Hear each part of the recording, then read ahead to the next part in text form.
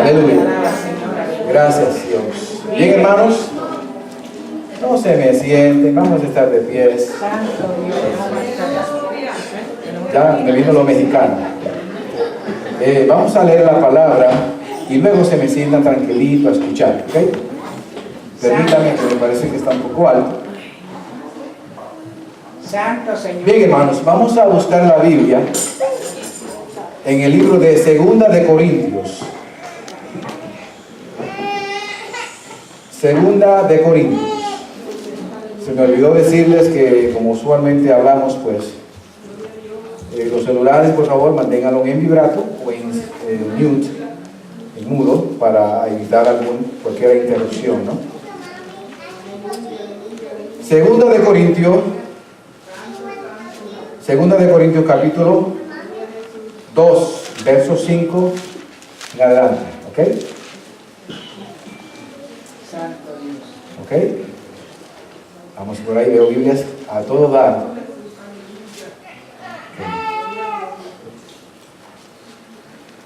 Y en este pasaje que vamos a tratar hoy hay mucha riqueza en contenido. Yo lamento grandemente que no pude desenvolverlo todo. Mi intención hubiera sido dar 2 prédicas o quizás 3 de este pasaje porque es rico en el contenido, pero dado que ya estamos en época de Navidad y queremos honrar eso hasta cierto punto, queremos dar un cambio de tema ya el domingo que viene con la ayuda de Dios.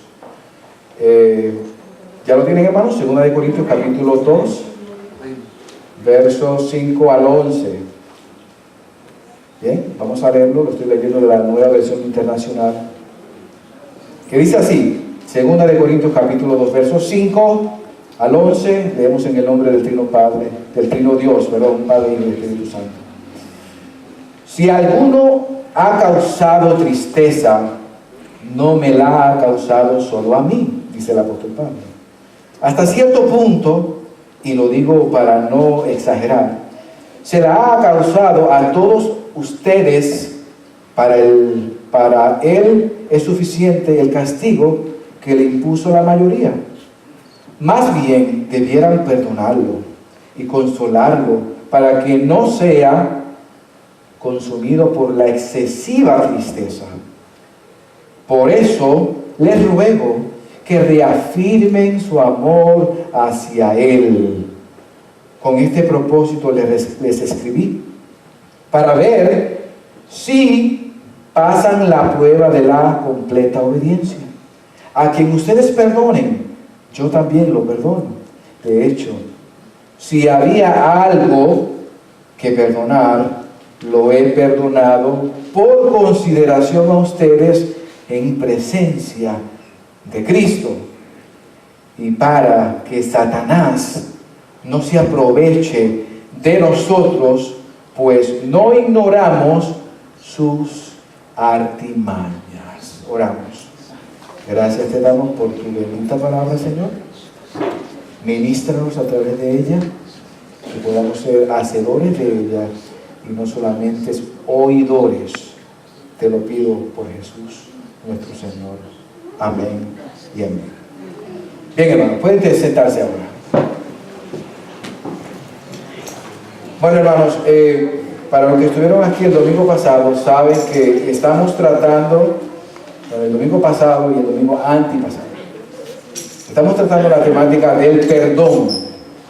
Hablamos sobre, en el primer sermón que abrimos, sobre el Dios perdonador que demanda perdón. Ese fue el tema primero del domingo antipasado. Y el domingo pasado tratamos con la temática de 4 resultados destructivos al no perdonar a otros. Y como de costumbre quiero dar, aunque sea una pincelada, de lo que tratamos el domingo pasado, este tema de 4 resultados destructivos al no perdonar a nuestro hermano o a otra persona. Y notamos o hablamos o señalamos que esto surge de una forma progresiva, la idea de no perdonar. Comenzamos primero con decidir encerrarnos en la cárcel del pasado, a recordar, a revivir el daño que se nos hizo, o a veces no se nos hizo un daño como tal, pero percibimos como que se nos hizo un daño. Y esto ocurre, y mencioné en particular, a veces con Dios. Si Dios se lleva a alguien de este mundo, un familiar de nosotros, muchas personas tienden a tomar eso como que Dios se le fue en contra, como que Dios le hizo un daño. Por tanto, Dios es el malo de la película y comienzan a guardar ese resentimiento, y de ahí que comienza a desarrollarse entonces, después de ese resentimiento y de ese encarcelamiento en la cárcel del pasado, recordando todas esas cosas, como parte de eso, luego se produce en la persona una raíz de amargura que infecta, que envenena el ser de esa persona. Progresivamente esto avanza, esta amargura creciente, a abrir la puerta a Satanás y a sus demonios para que trabajen en esa persona que ya se queda en el pasado, ya está amargada, y de ahí ya está abriendo la puerta para que el enemigo entre y obre. Como resultado final, pues esa influencia satánica nos lleva a una falta de comunión con Dios, con nuestro Señor, y la comunión con Dios queda bloqueada, porque en nosotros lo que está constantemente es esos recuerdos del pasado, del daño que se nos hizo. Eso nos lleva a una amargura cada vez más creciente, que no solamente nos amarga a nosotros, sino que amargamos al que está al lado. Como el dicho popular, una papa podrida daña el saco. Es una amargura que va infectando su ser y a otras personas.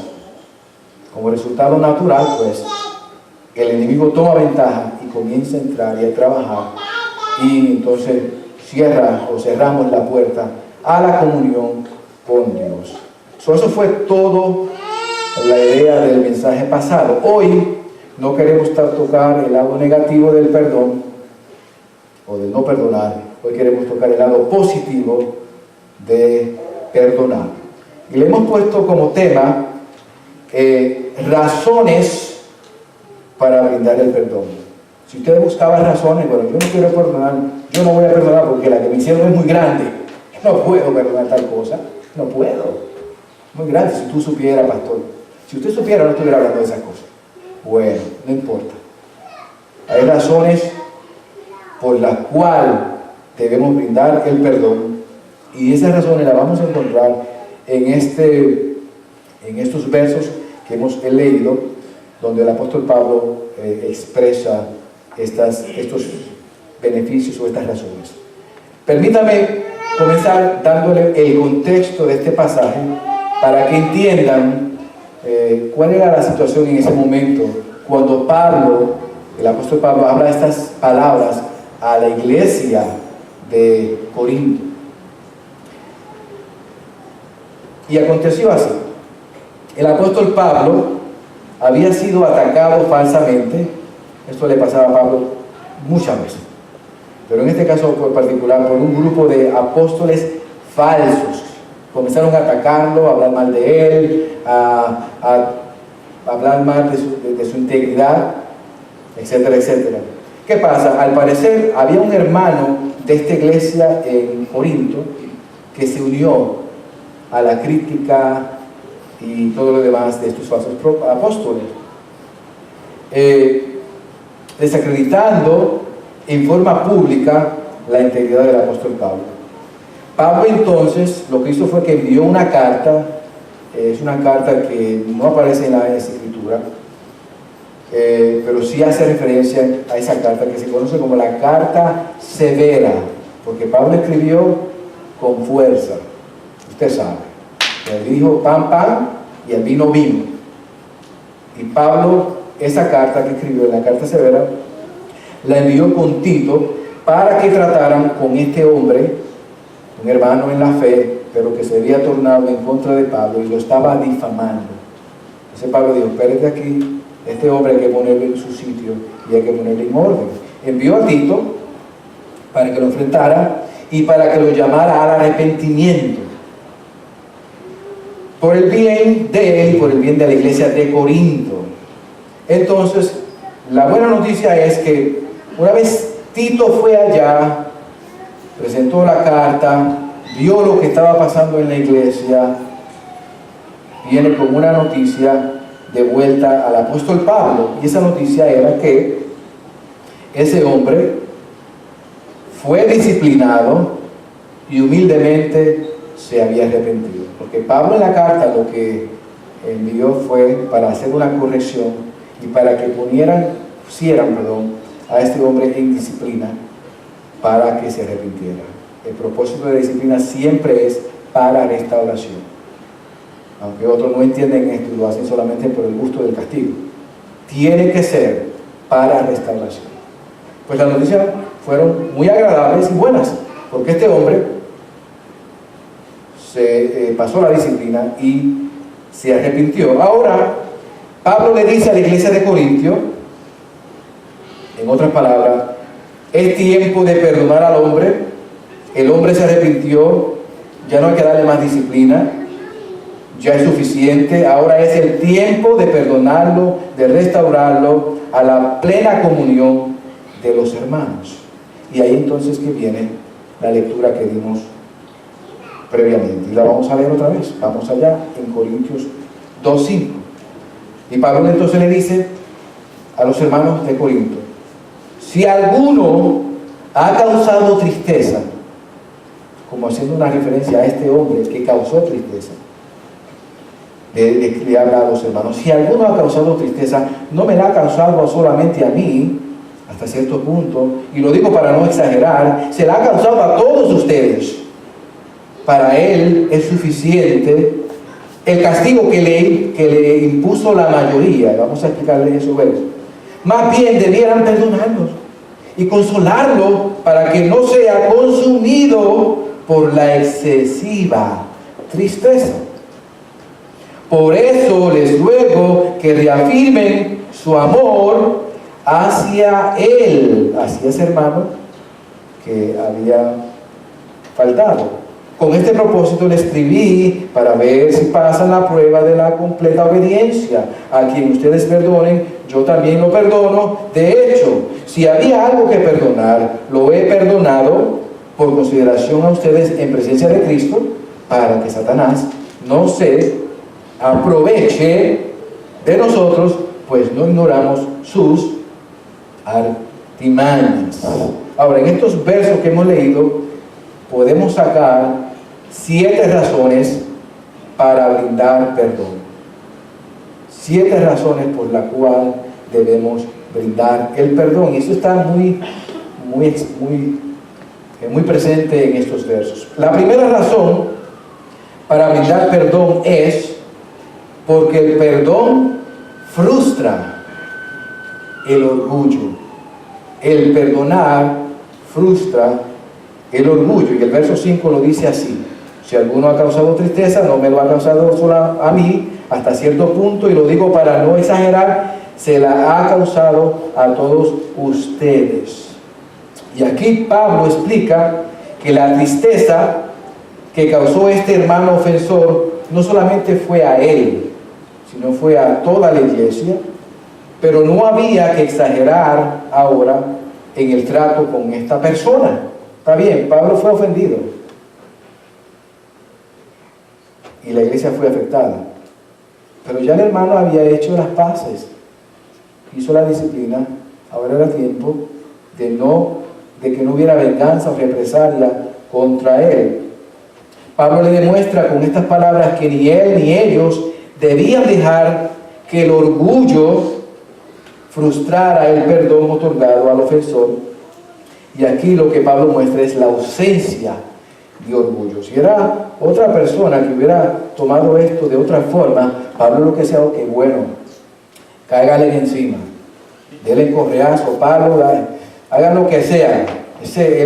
Él habló muy mal de mí, pero Pablo no hizo eso.